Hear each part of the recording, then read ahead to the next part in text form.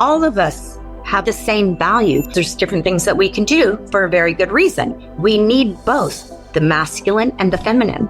Men are working full-time, women are working full-time, so everything has to be equal and divided equally, but we still have different roles. There's this big thing about equality. Men and women are equal, men and women are the same.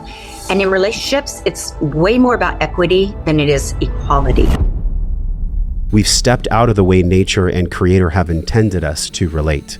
If we can return to just the natural laws of life, where there is this polarity in which you speak, we're going to not just heal this genderless society narrative and all the darkness we saw in the Olympics and everything else, but we're going to thrive.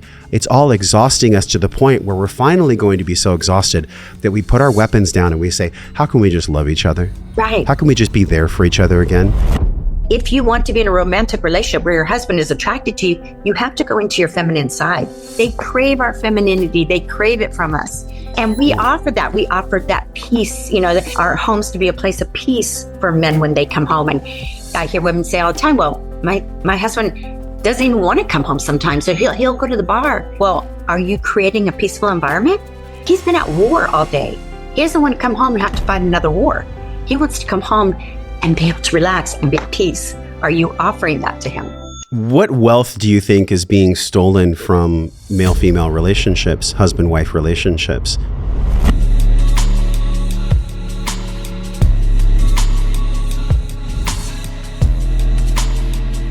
Hey, it's Josh. Before we get into this episode, I have a small yet powerful favor to ask of you. The community has been growing by thousands lately, and the bigger the tribe, the bigger names of world-class guests we can have on this podcast that I can bring to you from my heart, from my curiosity, so you can have more wellness and wisdom in your life. Would you please be so kind as to hit the subscribe button wherever you're watching or listening to this podcast? It'll allow us to rise naturally in the algorithms based on your 2-second act of generosity by you just tapping that little subscribe button wherever you're viewing or hearing this episode. Thank you so much. It means the world to me and our entire team here at Wellness and Wisdom. Now enjoy the podcast. Daniele, welcome to the podcast. Thank you. I'm honored to be here. Yeah, it's so cool. I love where you live. It's my old stomping grounds, Cali. And I love the topics that you speak about. We're all scrolling on Instagram these days. Yeah. And when I see what you represent, not just for married couples or people that are engaged or people that want to be married, people that want to create family, gosh, this is such a timeless and timely episode. Like, we really need this wisdom right now. And just to start us off, I wonder if you ever even considered that you would be doing what you do now. And what is it exactly that you do now for people that don't know you? Okay. So my husband and I co-pastor alongside my husband a church. And we've been doing that for the last 25 years. Always been involved in ministry. Even before we had our own church, we were youth pastors in another church first. And then my husband travels. He has an itinerant ministry. He travels all over the country. He's been all over the world. And then one day we decided, hey, you know what? We need to start our own church. And so we've been doing that. And I've always taught relationship courses and classes. And my son, a year ago, because I quit doing that when the pandemic hit and we shut everything down. Now our church is mostly online. We have people come to our house, but it's mostly an online audience. And my son said, Mom, I think we need to start a podcast. And he said, you have such good information, but nobody's hearing it. And so I said, okay. And I said, I don't know how to do that. And he goes, I know, you just come with the content. He goes, I've got the rest. And I said, okay. So that's what we've been doing for the last year. And he said, don't expect anything, right away. He goes, we don't know if the internet is even going to like what you have to say. He goes, so we're just going to take it really slow. And we were both shocked how fast my following grew. I mean, I started out on Instagram and Facebook with hardly anything, and Instagram with like 700 followers. And now we're up to almost 300,000 and almost 400,000 across all the platforms. And in a year, and he was blown away. He goes, I didn't expect this. I go, me neither. So we're new at it. But it's been so much fun. And it's been so interesting to me because I've always done all my teaching in the cocoon of the church world, which is a safe place for me. And now putting it out there for the world to see, I am blown away. First of all, how many hurting people. There's some very hurting, bitter, wounded men out there toward women, and some very bitter women toward men. And I get lots of messages and lots of questions. And it saddens me to see, just how many people have been hurt, through relationships, through marriage, divorce, whatever, through abuse, and it's enlightened me. I mean, I have to admit, I'm kind of like, wow. And I have a lot of different followers. They're not all Christians, but it kind of goes across the board, my message, because it's just human beings. I'm talking just to human beings about being the best human, the best version, bringing out the best in yourself, bringing out the best in one another. And that's kind of my mission, I guess. Yeah, I love what's happened for you, because it seems like it's resonating and going deep into the psyche and hearts of men and women because it is most needed. Yeah. And I think that's the real key. You said you felt enlightened once you started learning about people's pain. Yeah. Why did you feel enlightened? Well, I think I didn't realize, again, because my scope, my world's always been smaller. It's just been, again, inside the church walls. And so getting it out into the world, because I just didn't realize, there's people literally all over the world that are talking to me. And it's, this is just human nature. It's humans. We're all the same. We're all human. And I think that just surprised me that, thank God for the internet. What a blessing that we can talk to people all over the world. But just to see where other people are coming from. And I think I just didn't realize how many people are very angry, very angry at the opposite sex. And that's what, my material is all about, how to understand the opposite sex, loving the opposite, accepting the opposite sex, and how different we are. And it doesn't mean because we're different that we're bad, that it's bad, it's just, we're just different. We did a clip a while ago, and it got hundreds of thousands of views. We'll link it in our notes today for this podcast. And it was about what happened with Mao in early communist China. He created what's called a genderless society. So all the women and men shaved their heads, wore the same clothes. And that was an early hallmark of communism. And we see this now in the media, unfortunately. Well, actually, it's fortunate because it is bringing us together. I believe there's a silver lining in every tragedy, every hardship. There's always something beautiful to learn, right? Otherwise, God creator would not have brought that to us. There's always something good that comes from something perceived bad. So I wonder how you feel about this as a really big jump into the deep end of the pool, because this seems like the source of why you mentioned men and women are so divided. There's so much bifurcation. We've stepped out of the way nature and creator have intended us to relate. Can you speak to this genderless society that you see in the media and the narrative? I feel like you're bringing so much light to it, but you're not necessarily focusing on it. I wonder if you could just shine light on what you see from your vantage point. Yeah. Well, and my background is the Bible. And so I base my truth and my beliefs on what the Bible says. I believe the Bible is true. And the Bible says that God created male and female, two genders, male and female, just two. That's what the Bible says. That's what God created. Now, man has tried to create all different kinds of genders out of that. But the original way that humans were designed, there was male and female. And everybody talks so much about, equality.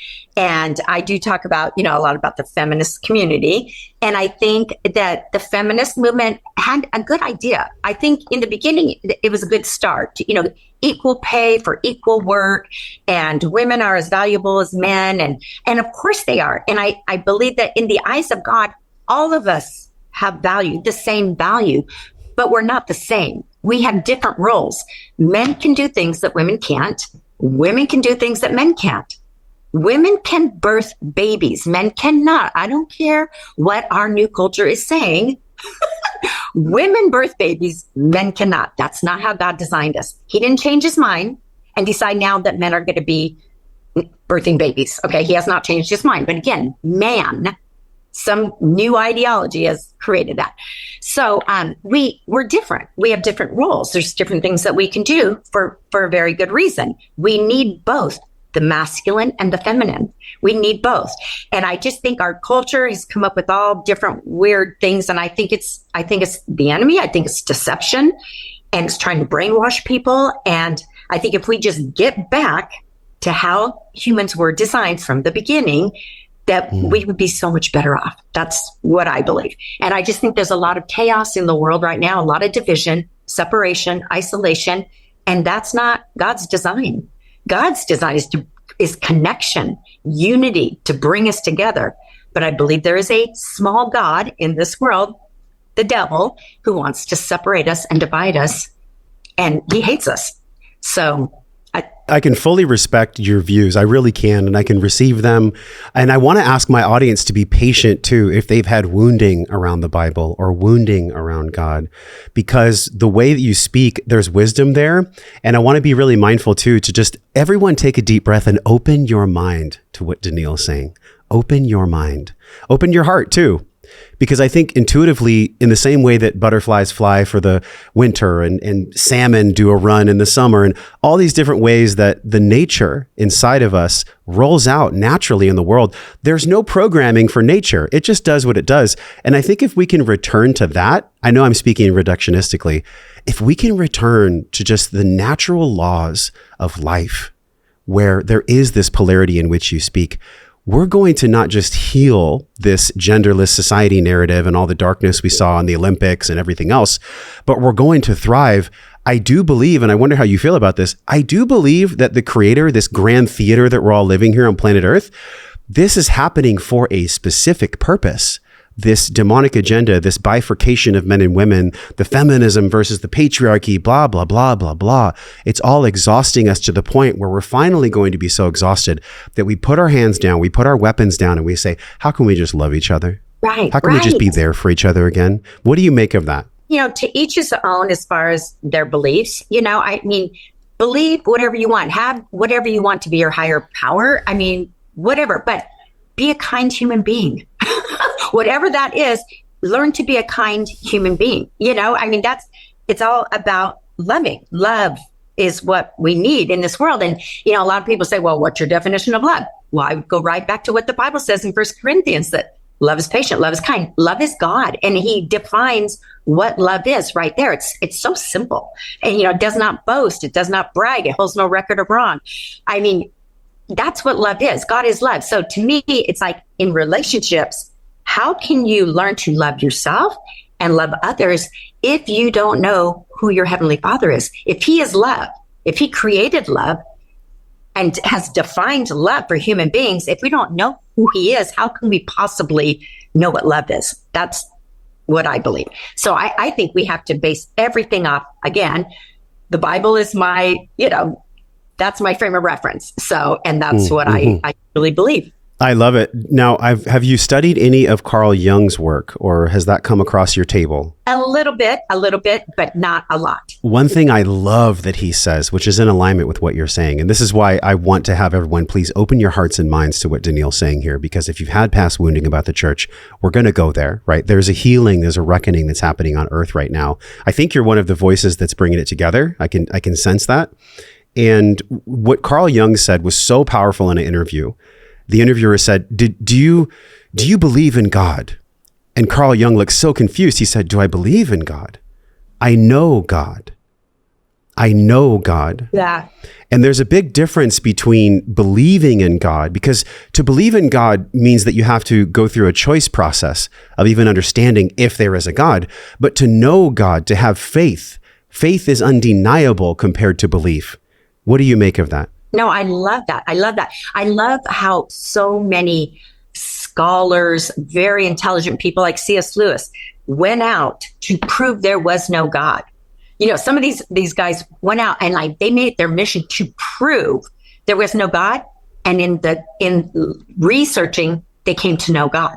And they're like, oh my gosh, I was trying to prove that there wasn't. And I found God in my searching to prove there wasn't. And I just think that is so cool. If you look into it, if you really look into it and do the work and study and do the research, it's undeniable. He's undeniable. Somebody created us. Who was it? Somebody. We didn't come from monkeys. We didn't evolve from monkeys. Or why wouldn't we still be evolving from monkeys? I mean, if that were true, why aren't monkeys and apes still turning into humans today?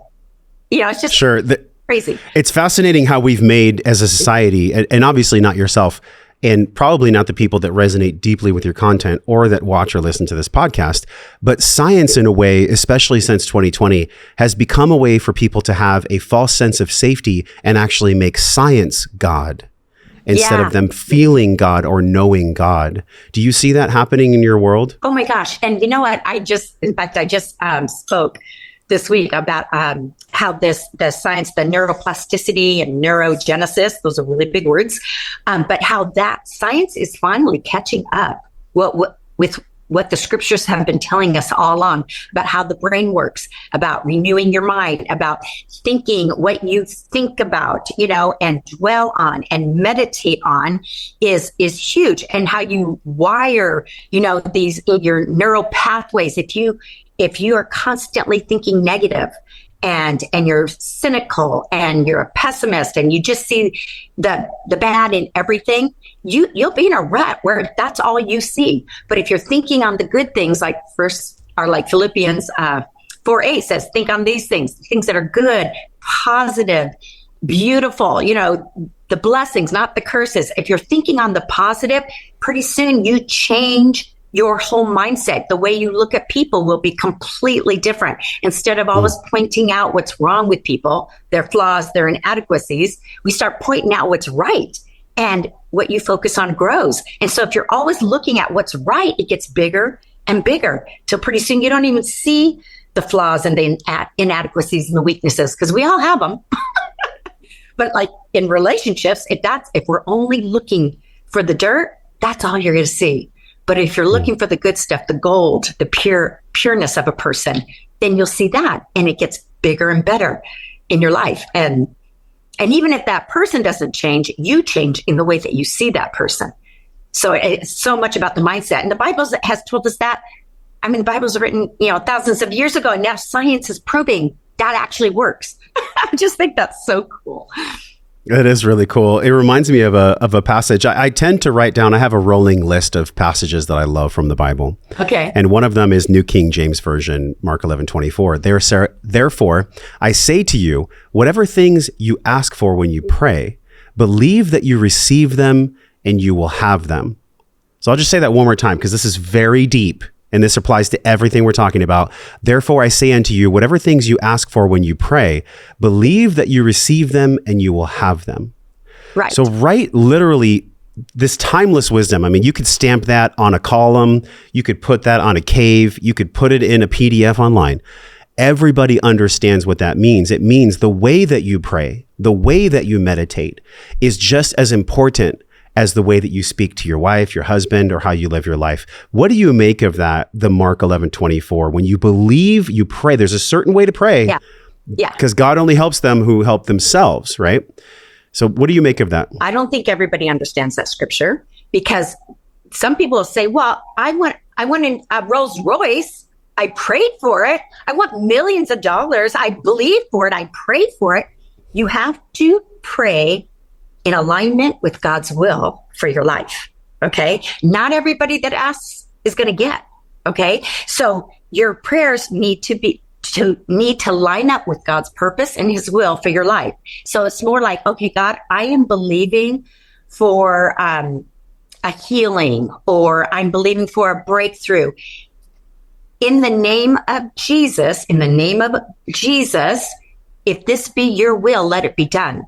I want to be aligned with his will for my life, not my will, because my will can go all over the place. I'm a human being. I got a dark side. My will, I could be asking for lots of things that aren't good for me. So we have to remember, we can ask and believe according to God's will for our life. So that's the caveat there. You're not going to get just everything you want. You'll get what God wants you to have.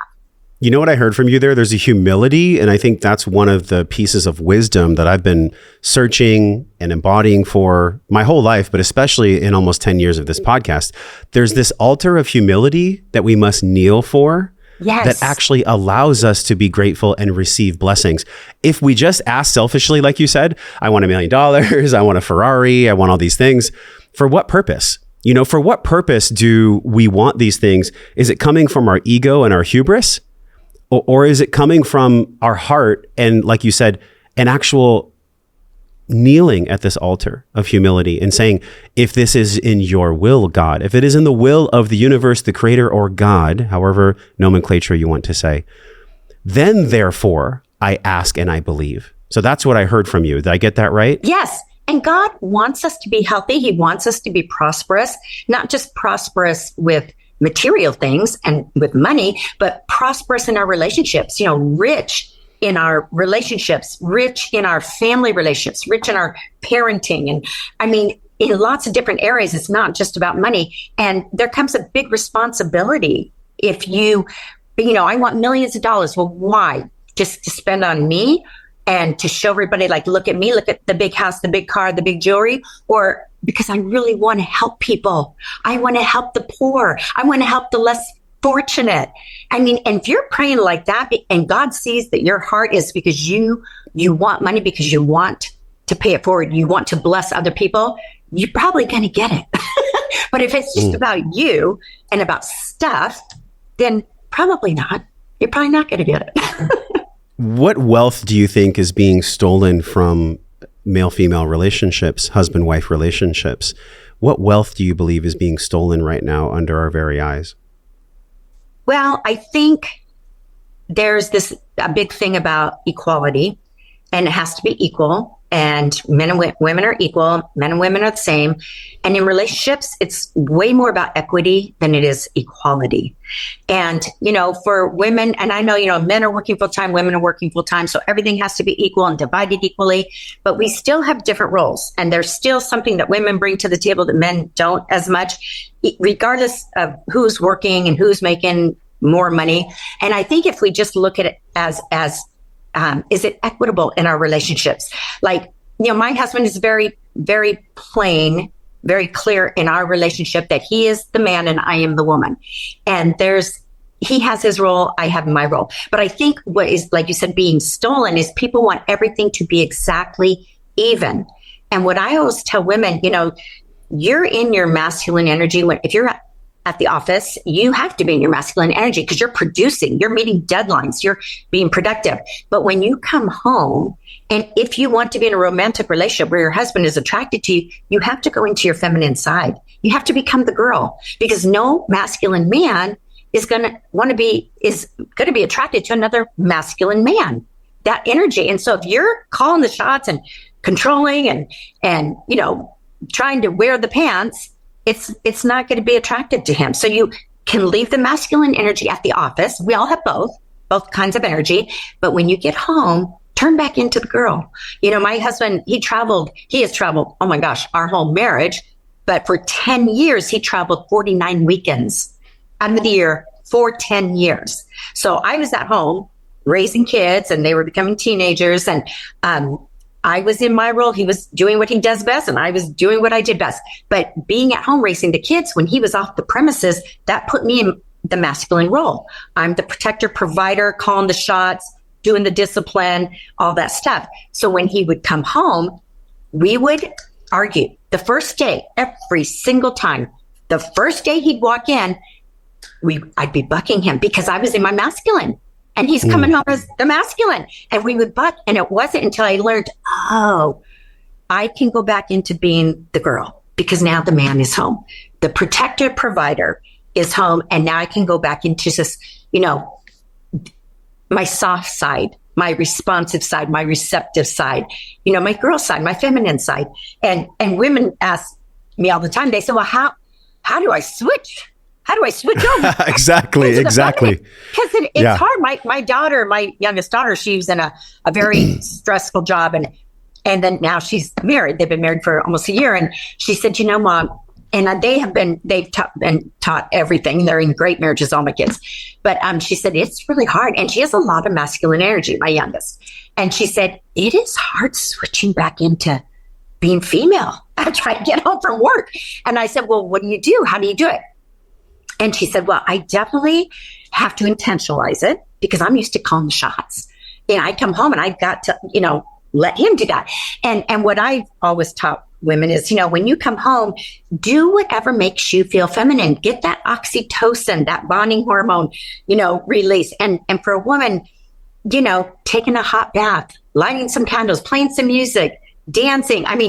Going for a walk, like do something that is pampering to yourself. Have a glass of wine, whatever it takes to, put on something, take a shower, put on something feminine that makes you feel girly, and it can even be workout clothes, whatever makes you feel comfortable and brings out that softness in you. And then you see the difference between you and your husband. And when I talk about that, and even online, more men have commented saying, yes, I'm not attracted to masculine. I'm attracted to the feminine. They crave our femininity. They crave it from us. And we offer that. We offer that peace, our homes to be a place of peace for men when they come home. And I hear women say all the time, well, my husband doesn't even want to come home sometimes. So he'll go to the bar, have a few drinks with the boys, or some men will sit in their cars. I've heard men say, I will sit in my car for an hour before I walk in to get ready. And I've done that. Women, and so I asked the women, well, are you creating a peaceful environment? It's like he's been at war all day. He doesn't want to come home and have to fight another war. He wants to come home and be able to relax and be at peace. Are you offering that to him? So good. And probably it's triggering some people. That's fine. But we want to be triggered because there's so many gifts in our triggers, right? The reason that I believe we get triggered is because it goes against a bias or a belief or a conditioning that we've learned. But at the crux of this conversation, the very beginning of our podcast, it's like, how do we go back to following the laws of nature? That's really my intention with this podcast, right? Because there is so much wisdom in nature, Danielle. There's so much wisdom. And what you're talking about is this balancing. Right? In the East, they have the yin yang, where in the center of the opposites, there is balance. That's why it's the balance of opposites. Yes. But in order for us to achieve balance, there's also the man's role too. I can say personally, like I am a charger. I get things done. We just built a podcast studio, like managing contractors. These things take a lot of my masculine energy. So when I come home, I have been so in completion mode that by the time I get back to the house, now I'm fortunate enough to have my studio on my land so I can walk home. I don't have to sit in traffic to go home.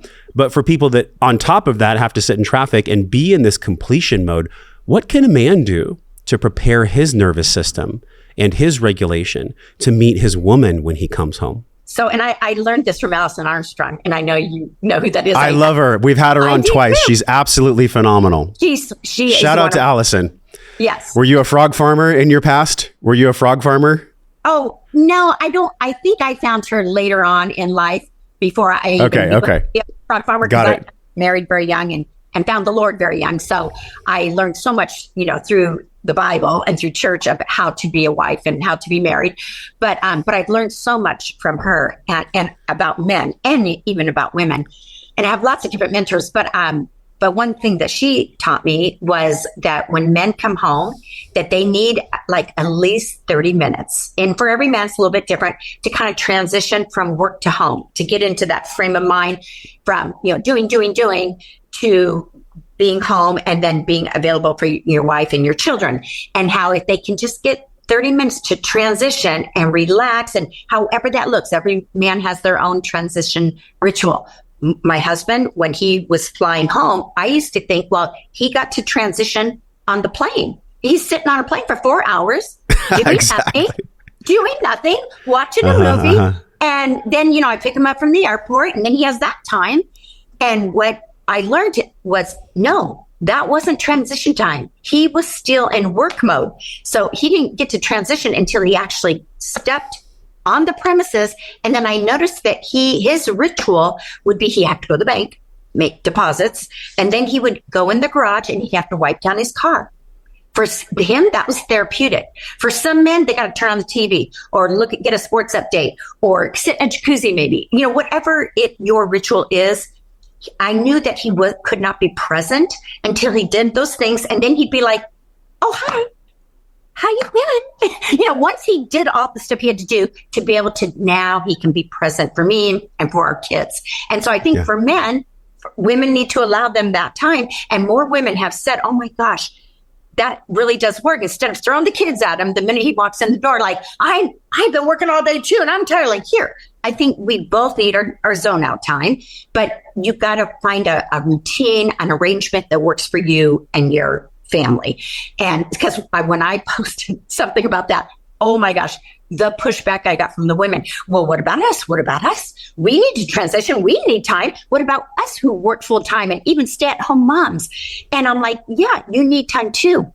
But women transition faster than men. And it's all about the way our brains are set up and our hormones and this thing in our brains called the corpus callosum.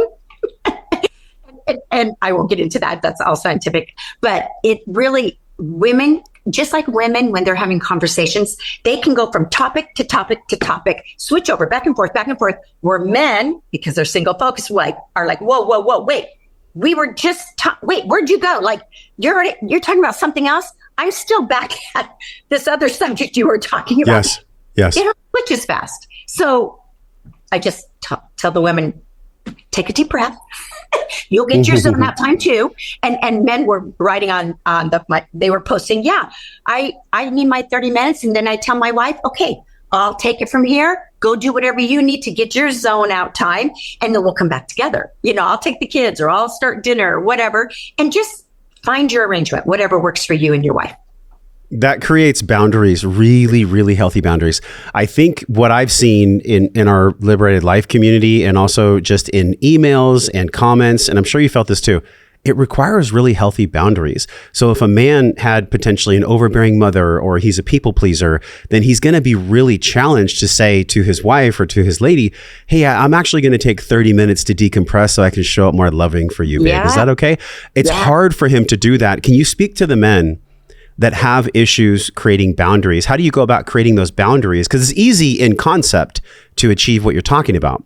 But to actually place the boundaries down, there has to be a connection to self and loving thyself in order for boundaries to be laid down, especially from a man. Yeah, because you have to feel like your boundaries are worthy and that they're valuable and they're valid.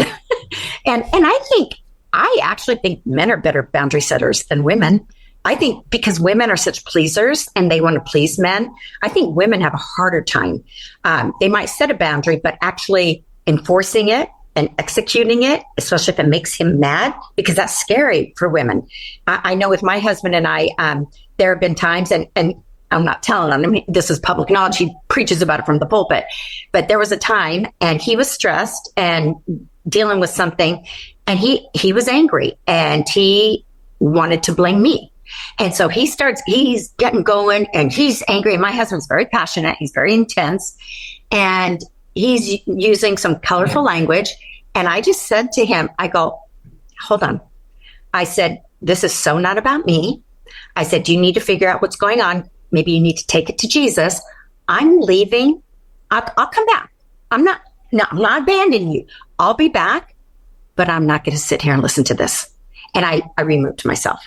And he said that day, that moment, it was like, it just, something landed on him and he was like, oh my gosh.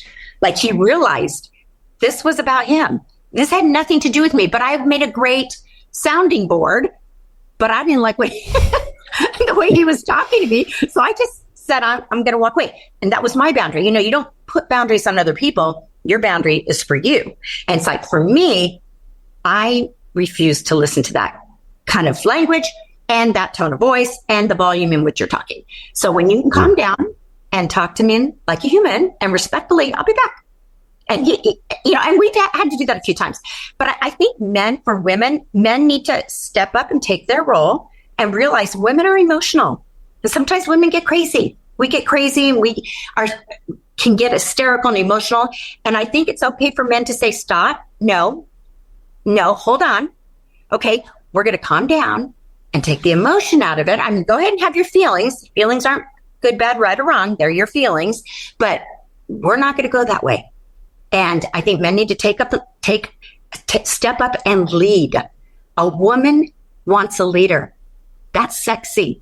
That's attractive. And sometimes I like when my husband stands up to me, not in a harsh, abusive way, but there's been times where I've said things and he'll be like, no, we're not going that way. We're not, and that's enough. And I've heard enough and I want you to stop.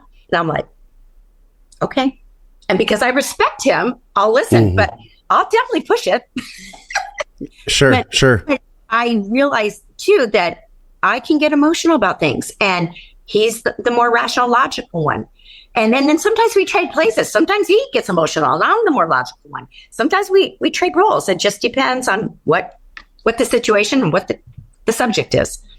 It sounds like, I remember I was interviewing John Wineland and he said, the yoga of relationship and the yoga of sexuality and the yoga of everything, it's this constant maintaining, almost like if there's weeds in your garden, you pull them every day, right? Otherwise they take out the plants and the produce. Relationships the same way. But I think what happens is, and I wonder how you feel about this, we get imprinted, Danielle, by, like, for example, in my own life, my mom raised a single mom, raised my brother and I in San Diego, California, and she was manic bipolar, had a really hard time.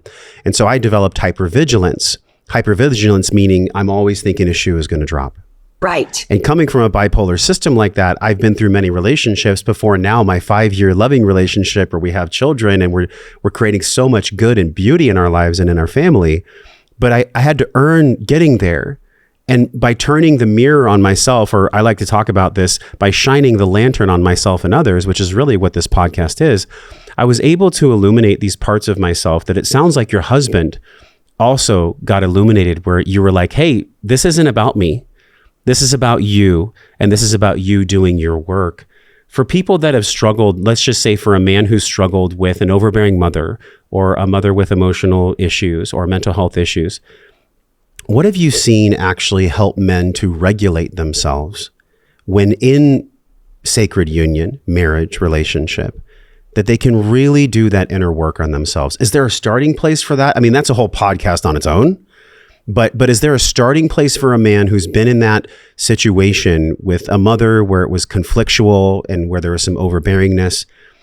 What's a good starting place for that, for him to begin doing his inner work so he can show up more loving for his woman? Right.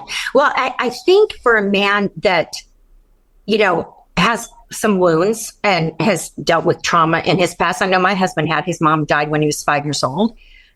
His dad was very abusive. And so he probably, I would say, and he believes too, that he has like a root of rejection.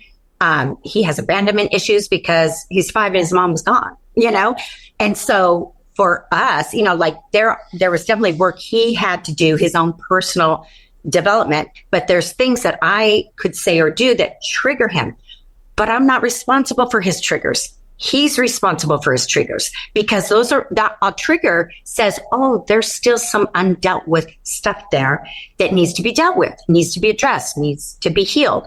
And however you go about doing that, for my husband, he's had a lot of healing through the Word of God, through learning about who he is, as his value as a man, as a human being, and had to learn the self-love, and that even if I were to leave him, that God will never leave him, so but that's hard. I mean, and again, we've been married 44 years and there's still times where he'll feel, if I say something that lands on him as disrespectful, in my heart, I might not be trying to disrespect him at all, but it landed on him as disrespectful and he will come unglued. And for me, I just have to go, oh, wow. Okay.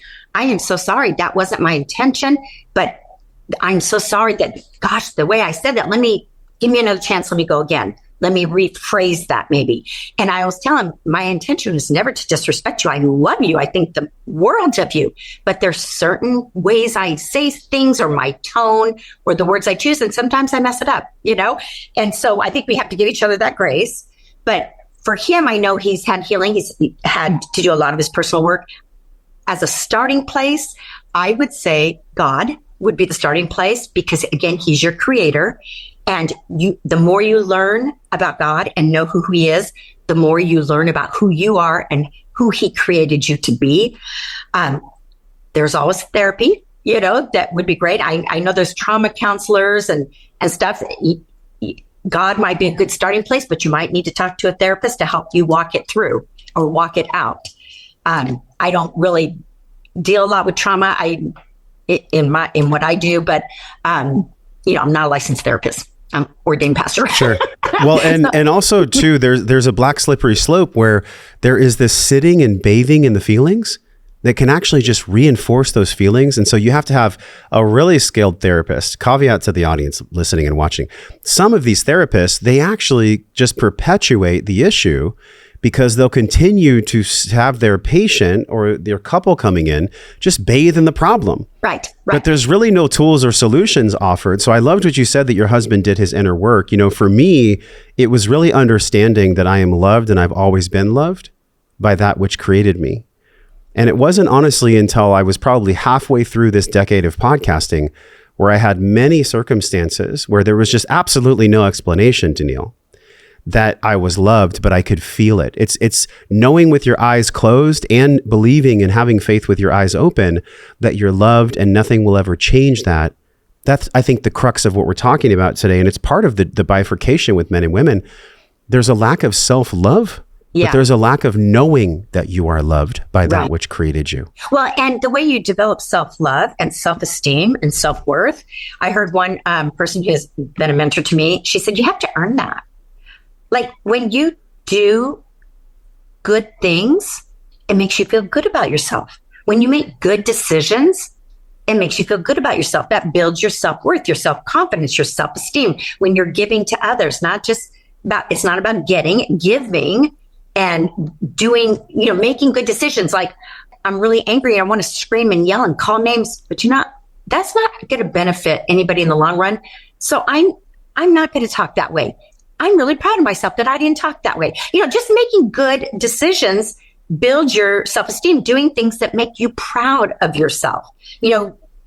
Maybe it's getting your education. You want to get a degree and you do that and you were disciplined enough to see it all the way through, or I'm going to exercise and work out, 4 days this week. And then you do it and you're true to yourself and you do what you said you were going to do. That makes you feel good about yourself. I kept my word to myself.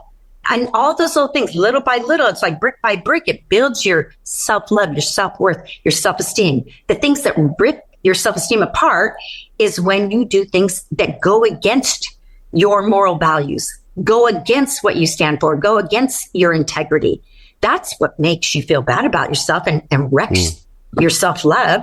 And you can't really have self-love, again, unless you know who you are in the eyes of God. And if you understand that he loves you no matter what, no matter your sin, no mistake you make is more potent than God's love for you. There's nothing you can do that's going to cause him to separate from you. And when you understand that, we all need grace. I've been a Christian, for over 40 years. I still make mistakes. I still blow it. I still sin. Okay. But I know that I have the grace. Thank God for the grace of God on my life. People ask how we've stayed married all these years. And both my husband and I both say, because of the grace of God, not because we are perfect humans. Believe us, we've made every mistake, but it is the grace of God. And we believe he's our tuning fork, everything we do, he's our tuning fork. So you talked about values earlier when I was addressing this question of what can a man do as far as inner work on himself. And then we got into self-love. So in this place of self-love, yes, there are values that we get to earn over time. It's like anything that means anything requires effort. And I think it flies in the face of this new age movement that says, oh, just love yourself. I find that to be toxic, actually, because if love was a light switch and you could just walk over to the wall and flick it, everyone would do it. But it's a deeper inside game. And along your journey, 44 years of marriage, like I just want to stand up right now in my studio and just clap for you. That's literally my age. So you've been married to a human, learning about yourself, learning about him for 44 years, which is absolutely admirable and incredible. Whenever I seek mentorship, I always look at who is the person and have they embodied the values and the virtues that I am seeking. Yeah. And so it makes sense that you would teach relationship because for over 4 decades, you've been in one quite successfully, I would say. But along your journey, there had to have been a moment that you can reflect upon where you were out of alignment with one of your values? Because if values, like you said, are so important, and that's how we earn self-esteem and love, what was the moment in your life where you realized, okay, I'm out of alignment with my value? Oh, anytime I do anything that I know is really not right. But was there a big one? Was there something overwhelmingly that really course corrected you in relationship to self and your husband? I mean, it's hard to just pinpoint one, I think, because it's a journey. We're always learning and growing. I mean, people, like, values are something that you come into the relationship with. Like, you connect at values. Like, if my husband and I, he and I didn't have the same values, we would never have been married. So like I valued family. I valued building a home together, a life together. A value for me is I didn't want to farm my kids out to daycare. When I had kids, I wanted to be at home with them. And he agreed with that. He said, I like that too. Like we had certain same values, when it came to money and saving and spending and investing. We were so young. I was 19. He was 22. There was a lot of things we had to learn as we went, that we didn't know yet. Oh my God, 19. You don't know much at 19. Right. Come on. I sure thought I did. Now looking back, oh my gosh, it's amazing that we even stayed married all this time. And I have to say, after 4.5 decades, I can say the one thing that we have learned after all this time is that we don't have to work on it anymore. And I'm just kidding. That's not true. That is a lie.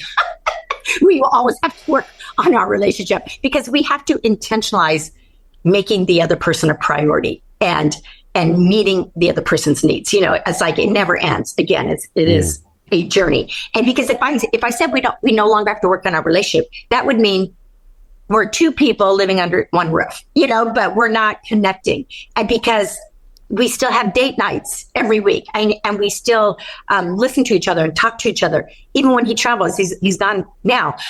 We talk to each other 3 or 4 times a day when he's on the road. We've always done that. And people always go, wait, your husband's calling you again? And I'm like, yeah, we check in with each other. What's going on? How's it going? What are you doing? What's happening? Like, we love hearing about each other's day. Still, he still makes me laugh after 44 years. He's the funniest man I know. He's one of the best men I know. But again, we valued humor. Like, we both like to laugh. And he was just, he could have been a stand-up comic. He really could have been. But we enjoy comedians. We enjoy laughing and having fun. We both value fun, So, and we both valued fitness. He came up from an obese family. His mom died of leukemia at 30. His dad died at 52 of heart disease. And we both valued health and fitness. And we both work out every single day. But see, if I just and we said to each other when we got married, I said, if you become obese, that's a deal breaker for me. And he said, same with you. I go, done. Let's take on it. But that was the value, our health and our fitness. Sure. I said, I just want you to know that women work, because his dad was 300 pounds and 5'6". And I was like, if you end up like that, and he was like, I'd agree, And so, like, again, if we didn't have those same values coming into it, it never would have worked. And I always tell people, young couples, we're looking to get married, you connect at values, you connect at personality types, and you connect at purpose. What's your purpose in getting married? Where are you going together? Are you going in the same direction? So you have to have those things to come together and to connect to begin with. And then when you betray your values, we value morality as a value. Our faith is a value. And when you betray your values, that's where things get messed up. And I'm trying to think, oh my gosh, I'll think about it when we're done talking. Like, I could have said that right now. Okay, if it pops in later, just let me know. Because what you're talking about, what I get from you is it's alignment. But alignment, just like if you're a ship at sea, it takes constant steering of the wheel. There is no there. And I don't care if you've listened to 1,000 podcasts or this is the first one you're hearing. You never actually arrive until you leave the planet. That's when you arrive. So there is no arrival. And I think we get caught in this mindset of like, oh, okay, well, when I have this much money, or when I have this type of relationship, or when I've done this much inner healing work, then, I can just exhale. But we all know it's not the case. I mean, the greater capacity we grow to serve, to be in purpose, to be in union, to have children, the greater the challenges. I mean, I felt this first and foremost. I thought when I had this much money in the bank that I have now, that I would be okay, because I came from poverty. I came from being raised on welfare and not having enough food to eat as a child sometimes. And by the way, Mom, I love you. You did the absolute best you could, right? It's the consciousness that she had at that time. Some people just don't know what they don't know. It's unconscious incompetence. But what I learned from that was exactly how I don't want to live. Exactly how I don't want to be. And I think that's the gift that not only if it's relationship or addictions of any kind or COVID theater, all these things I believe the Creator brings to us to allow us to actually learn who we are, who and what we are. And I think that's the gift. That's the ultimate biohack mindset. If I could just drop that on the audience right now, the ultimate biohack is to learn how to love yourself and to always be open to the next level, because it actually never gets easier. We become more skillful for sure, but there's a learning curve that I think we could make less for people. I wonder, in your own words, how can we shorten the learning curve of pain in relationships? How can we make that learning curve not so intense and just make it a little bit easier? It's still going to have pain. It's still going to have contraction and expansion. But what is your wisdom about how we can make male-female relationships, husband-wife relationships, easier? Where's the starting place for that? I think understanding one another, acknowledging the differences, accepting the differences, not trying to change each other, and then showing appreciation for the differences, I think is huge. I do a personality workshop, a personality profile thing. And I feel like it is such an important tool because it helps you to know who you are. If you understand your personality and what motivates you and what things that aren't going to motivate you. And then understanding your spouse and the people around you, understanding your children so that you train them up in the way they should go, not in the way you want them to go, but the way they should go according to their personality, their purpose, their giftings. And then, and not because I think a lot of times we try to change each other, think like me, be more like me. My way's the right way. And, something that'll kill a relationship so fast is you always happen to have everything your way. That's going to kill it. Like there's got to be compromise. There's got to be humility and, okay, your turn. We'll do it your way this time. And then next time we get to do it my way. Avoiding conflict will kill a relationship. And there's a lot, because people a lot of times are afraid of conflict. Well, if I can just find someone that we never disagree, they never disagree with me, we never have arguments, we think the same about everything. Well, good luck, number one, finding a person like that. Conflict is great, because if you have no conflict, somebody's lying. Somebody's not being authentic. Somebody's afraid to speak up. There's going to tickle your ears and go, and not ever say, never express themselves. That means your partner doesn't know you, because you never will express yourself and let yourself be known. So you can't go deeper in intimacy. Your bond and your connection it'll be shallow. I know people that have been married for 20 years. They didn't have any conflict, but they never talked. They just pressed it down. And they would not, because they were afraid to fight. And I'm like, go ahead and fight, but fight constructively. Like, not through screaming and yelling and name calling, and not through denying it, ignoring it, and putting your head in the sand, but fight constructively. Here's what happened. This is how I feel about it. What do you think about how I feel? What do you feel about how I think? And talking it through till you get to a place where you're both satisfied. And sometimes you'll get to the place where you're not satisfied, but you're willing to say, okay, it's that important to you, then I'm going to pull back and you can have it your way. Because it's more important to you that we do it that way than it is to me to have it my way. So you're going to get this one. You get to have this one. And that, I feel like that takes maturity. But I think the pain, like you said, pain comes from not talking things through and harboring anger and disappointment and sadness until you get to the place where there's no more room to push it down, and then you explode. And then one day the wife just says, I'm out. I want a divorce. And the husband's like, wait, what? I thought everything was fine. What? And they're just like, I'm out. I've heard so many stories like that. And it's like, because you never would speak up. You would never say your truth. Instead, you turn to the bottle, or you turn to a pill, or you put your focus somewhere else, the kids, or you just went to the gym all the time, but you never had conversations. We medicate our pain with all kinds of things, or you just kept eating because you never would talk about your feelings. So you just ate your feelings. I just think there's a lot of things we do to cause pain, but there's so many great things we can do to get out of pain and to heal pain. And just real quick, what you said I was thinking about this, about healing old wounds and bringing stuff into, old wounds into marriage. My husband always says this. So you go to therapy for 6 months. You find out whose fault it was. He goes, bottom line, you still have to make a decision. You still have to choose right and do the right things, even though you don't feel like it. Because, bottom line, so you found out it's your dad's fault, your mom's fault. I still have to be a decent human being. I can't blame them and hold them accountable for what, like you said, your mom did the best she could do. She had issues, but she loved you and loved you the best she could with the tools she had.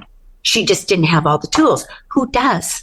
You had mentioned that one of the ways that there's disconnection in relationship, and by the way, we've seen this so much, especially with like the rise of pornography and social media and drinking. There is literally an army of ways that society monetizes our pain so that we actually get robbed from feeling it, because there's such a gift in pain and in conflict too. I totally agree with you. And I'm not here to just agree with you. There's just so much I agree with. I love it.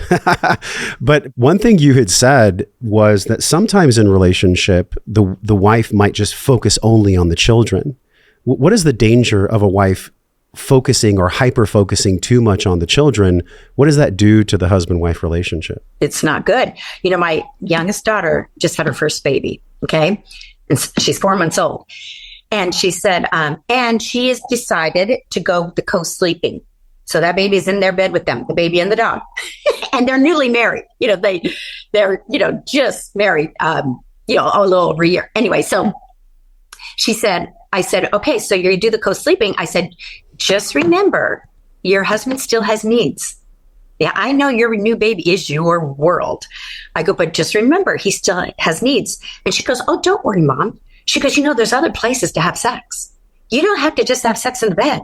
We can have it in the kitchen. We can have it in the shower. We can have it when the baby's taking a nap. She goes, I'm not worried about that. I said, that's awesome. I said, good for you. She told me the other day, she goes, yeah. I said to my husband, okay, I got 15 minutes. Want to do it? Let's go. And he was like, okay. But he knows, even though she's got this little infant that is completely dependent on her, she still has a husband, and he's the priority. The marriage, that relationship has to be the priority over the children. It has to be, because the best gift you can give to your children is having a good relationship. The best gift you, Josh, could give to your wife, your children, is loving their mom. Loving their mom. And the greatest gift she could give to her children is showing you respect and appreciation. And when the kids see mom and dad are good, it breeds such security in them. But if they see that mom and dad are not good and they're arguing and fighting, and they never see it modeled to them what a relationship with love and forgiveness, it's okay to fight in front of your kids. Just let them see that you resolved it also. Because that's great training for the kids. Like, we're not going to stay there. Let them watch you resolve it all the way to the end. Okay, I forgive you. Forgive me. Okay. All right. See, kids, we're good. And that just, because it scares kids when they see their parents fight. I heard at 9 years old in my bedroom was across the hall from my parents. And I started going to sleep every night praying that they wouldn't talk. Oh God, please don't let them talk tonight. Please don't let them talk. Because it would start out as this whisper. I could hear this low mumble from across the hall. And then it would get louder and louder and louder. And then it would be down the hallway, and then would end up in the kitchen, and they'd be screaming. And as a 9-year-old, it freaked me out. It scared me so much that every night I'd be, please, God, please. And when my parents came and said they were getting a divorce, I was like, oh, thank God. Oh, thank God. Because I couldn't handle the fighting and the arguing. I was like, good. Dad's moving out. Okay. I mean, I was like thankful because it scared me when they were together because they might fight, especially at night.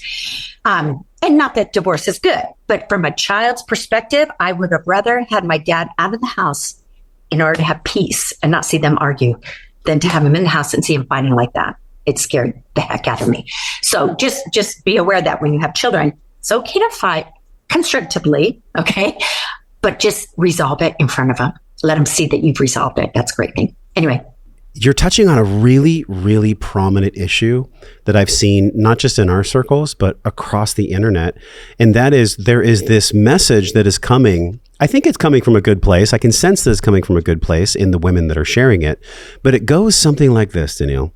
Well, as a husband, you just have to know that for a year or two, you're second burner. And it's all this focus on the children, and the children are priority. And you have to know that you can go to your men or talk to a tree or, find your healing or find your needs that can be vanquished outside of the relationship. What do you make of that? Nope. I say no. Your husband, the marriage is the priority. And you're doing your kids a favor. Yes, of course, your kids are dependent on you. Of course they are. And you have to give them time. But don't neglect your intimacy and your time together with your husband, because the kids will appreciate it as they get older. And our kids have always been the priority. When my husband would travel and come home, the kids would be all excited he was there. And he would always say, first, me and your mom, we have date night. I'll get to you later. And I was always the priority. And he would say, you give your mom grief, I'm going to give you grief. Like you disrespect or you misbehave with mom, trust me. You're going to hear it from dad. Like he always made sure they had the utmost respect for me and that they could see that I was the priority for him. And I think that made them feel very good and very secure. And then and then we would do all the family stuff, of course. And he would spend time with each one individually and take our daughters on dates. And I loved that. I was like, yes, do that. That made me feel loved, that he was loving our daughters that way and showing them this is how you date, those kinds of things. So I think, yes, of course, the children are dependent, but you have to set aside time. You have to have that date time, that date night, or an hour, go for a walk, go for coffee. It doesn't have to be fancy. It doesn't have to cost a lot of money, but you have to take time for each other. Absolutely. And not at the end of the day when you're both exhausted, but when you still have energy, right? I have fallen into that trap where it's like, okay, the kids are finally asleep. What do you want to do? I just want to put my head down and sleep because I'm so exhausted. Like, so there's what I heard from you, and I've practiced this with Carrie Michelle, is actually putting things in the calendar. I know that's regimented, and probably the women are like, oh, that's so masculine, but that way it gets done. It gets done. If we have time together in the calendar, then we've got the nanny scheduled. We've got the house cleaned. Everything's ready to go. That's our time. It's like there's an exhale there. Instead of just, if we wait for life to create the space for us, it'll never be created. It'll never come. And the anticipation builds when you're toward having that time. Like I tell couples, put it on the calendar when you're going to have sex. And they're like, that just seems so unromantic. I go, but just think about the anticipation. Tuesday at 11, kids are at school. I would love to see that on the calendar. That'd be great. and I've had couples over the years come to me and say, we actually do that now. We put it on the calendar and we schedule time for sexy time. And it works. And we actually look forward to it, like Tuesday at 11, woo. And so it doesn't have to be unromantic. It would just be like, now you're both gearing up for it because you know that's the time it's going to happen. And again, you focus on it, you intentionalize it because you know it's important, it's necessary, it's needed. I've loved the perspective you've brought on so many key issues. And I can't let you go before we talk a tiny bit more about sex, because it's literally the fuel, it's the oxygen of intimacy. Now, granted, physical intimacy is one form. There's emotional intimacy. There's many types of intimacy. But for couples that are struggling, that are dealing with issues of, let's just say, sexual dissatisfaction in their marriage or in their relationship, where do they begin besides just scheduling it? Where do they begin to actually structure physical intimacy if they've been struggling with that? Right, right. Well, I would say generally speaking, it's usually the women that don't want it, right? Because men, I mean, they got a lot of testosterone and they always want it, right? So it's usually women that I'm tired or not feeling good and the kids have taken all my time, that kind of thing. And what I would say to women is men have a need, a sexual need. Who would you like to fulfill that need? If you're not willing to, where do you want them to get the need fulfilled? Do you want them watching pornography? You want them, being attracted to the cute little girl at work because she pays them lots of attention and is always happy and paying attention, has lots of energy, and they can't get what they need at home? Like, where do you want them to go? They have a need. And I have taught my daughters, who are both married now, they never say no to their husbands when it comes to sex, ever. They never say no. And they say, it's as good for me as it is for them. And it's great. And they've learned that because they have a need. And you're the only one woman that can fulfill that need. You want him jacking off when you're not around? No, you want to be the one that he is getting fulfillment from sexually. So I would say that women need to, again, arrange their schedule where they're willing to meet that need. And, men, they'll take it any way they can get it. Bend over, we're in the kitchen, everybody's gone, let's do it. How fun, how exciting, new place, like have fun with it, get creative with it. And then I do hear some women, and usually this is people who are probably more my age, in their 50s and 60s, where men's testosterone levels start to drop and the men aren't into it or they're not initiating as much and they don't seem to need it as much. And I always say, ask your husband to get his hormones checked. It could just be he's low in testosterone and there's so many, things you can do now. Yes, there's injections, but some of it's just exercise and eating right that will cause testosterone to be, the levels to move up. So I would always say, make sure medically that he's okay. And I would tell the men too, make sure your hormone levels are in balance. And again, God made it. And the word of God says that when you get married, you become one. Your body is not your own anymore. Okay. It doesn't mean you're a sex slave to your husband or your wife, but your body isn't your own. And he made it so that your bodies would go together. You would come together. And the sex is part of the oneness, bringing you together. And there's things that go on in the spirit realm. And I've even heard people say this, and I do believe it. It's almost like you're doing spiritual warfare, coming together, and you're saying no enemy, no to the devil, no to the other distractions, no to other beautiful women that could be a distraction, no to other good-looking guys that could be a distraction. But you're fulfilling that need. And I learned this early on because, again, my husband has always traveled, and I had older women telling me, never send him out hungry sexually. Make sure he's full when he goes out on the road, because he's in hotel rooms and he's around other women all the time. And men of God, they're attractive because they seem powerful. And especially they minister and they meet a woman's need, and women are just like goo goo gaga over guys on stage, men of God, especially, any man on stage, but musicians, any man who's in power. And I always wanted to make sure that my husband was full, when he went out. So, and I would say, even if your husband doesn't travel, but he's going to work every day, working in an office, but there's other women around, you want him to be full sexually. And of course, it's not all the woman's responsibility. Of course, a man has to stick to his moral compass and his values and his integrity and his commitment. Mm-hmm. But wow. Both have to do our part. I loved what you said. And let's just go into this before we say goodbye. You said that sacred sex is spiritual warfare. How so? Yeah, because you're coming together as one. Your bodies physically are coming together as one, and you're fulfilling a need. And it's intimate and it's bonding, it's connecting. And so when you're apart, you're full. You're saying no to, again, all the outside distractions that would try to lure you away sexually, okay? Emotionally. And again, emotional intimacy is as important as sexual, because you can come together and just have sex and not even make love. You can just get each other off and be done with it. And there's times for that. There's times where me and my husband are like, we're tired, let's just do it, get what we need, and go to bed. And then there's times, it's true. There's times where there's this, romantic love-making session. We call it a session. And then there's times where it's just quick. Yeah. It's quick. It's like we're both tired, but we both want to meet each other's needs, And there's times where I just want to meet his need. I don't need it. I'm good, but I want you to be fulfilled. And I'm happy to do that. You're my husband.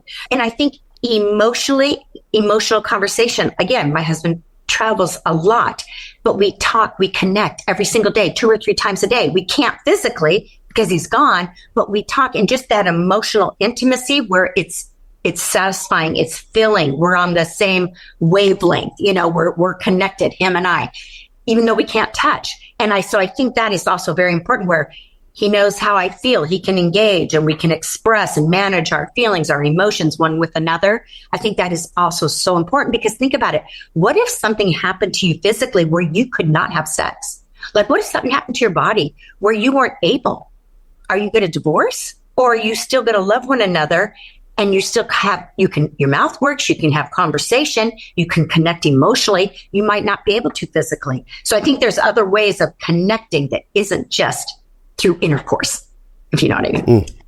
Oh my gosh, so good. And I know feathers are ruffled, and that's good, because I wanted to bring your wisdom and your vantage point from Christianity to the show. I think it's very important that we take a large amalgamation of all the different walks of faith in the world. Whenever I come across someone that says, my way is the only way, I always wince on that, because to me, it seems like God is all knowing, all loving, and all understanding. So that includes people that don't have certain degrees of faith that those maybe speaking about them have. And I've really liked that about what you shared today. So as I said in the beginning, y'all, keep an open mind, keep an open heart to what Daniele is sharing. And we shared so much, and we had such really cool conversation nuances in here that I know are going to be certain clips that we put onto our Instagram. By the way, our Instagram, y'all, you need to follow us, Wellness and Wisdom, at Wellness and Wisdom. Give people your IG really quickly. Daniele with 1 L. Danielle is 2 L's, because my daughter-in-law is Daniele Hage, but her Instagram is private. Mine's Daniele Kathryn with a K, Hage. And I'm on Daniele Hage Community on Facebook, and I'm on YouTube and podcasts. Yeah. We'll link that on the screen right now, and then in our notes for the podcast, y'all. So make sure you share this with somebody who has been struggling in relationship with, first and foremost, themselves, with their creator, and with their husband or wife, or with their boyfriend and girlfriend. Like, we're all leading each other to the same place.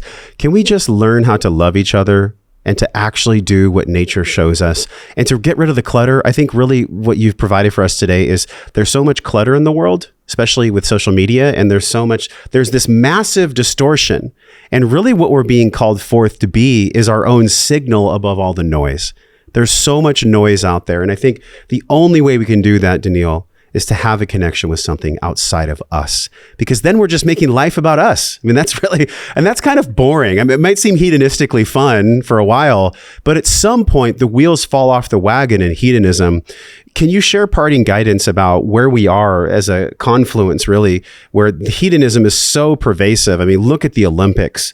Look what just happened with the Olympics, and look at what's happening on most media platforms, and the prevalence of pornography and addiction and all these things that separate us from us, and that separate us from our husband, our wife, our boyfriend, our girlfriend. What is the wisdom that you can share that addresses all of this, that is a starting place for the curiosity, that divine spark inside of all of us to follow? We're in a weird confluence of just dark energy, but there's still light at the same time. Yeah. What do we make of all this? Where do we go? Yeah, I think there definitely is a demonic agenda, for sure, trying to separate men and women and tell people we're all the same. And we can pick whatever gender we want to pick. And I think it so goes against our nature and how we were originally designed. And I would say, don't buy in to the ways of the world. There's a scripture in Romans, I think it's Romans 12:2, that says, don't conform to this world, but be transformed by the renewing of your mind. And what are we going to renew our mind with? Are we going to renew our mind with the word of Hollywood? Are we going to renew our mind with Netflix? Are we going to renew our mind with the world's agenda, the broken systems agenda? Or are we going to renew our mind to the truth? And the truth is the word of God. That is where you'll find truth. And it's not just truth that'll set you free. It's knowing the truth. So you have to learn what the truth is. The world is not going to give it to you. All this stuff that's like you say, the new age, the humanness, the hedonist, that's not where you're going to get the truth. The truth comes from the Word of God. That's what I believe. You can believe whatever you want, but I like that you said that, because this podcast and everything that we share, y'all, is not about you believing exactly what I say and making it the dogma of truth. It's about giving you an opportunity to think and feel differently so that essentially your behaviors are different. And then you get something beautiful, which is a brand new result, a life more enriched, a life more well. Ever since I was a kid, Daniele, this question I'm about to ask you as we say goodbye, it's been burning in my consciousness ever since I was a little boy. I'd look around and I'd be like, why are all these adults so angry at each other? Like, what is going on here? Like, what is this existential tension that I feel all the time? And at the core of it, the question that started this podcast almost a decade ago was, well, how does Josh live his life well? What is wellness? How do I develop the courage and the faculty to be well in this world? How can I have the wisdom to live my life well? What do you believe about that for yourself? How do you define wellness for you? Real quick, how old are you? Can I ask? 44. Okay. I think you ask really good questions, and I think you're very, very intelligent, by the way.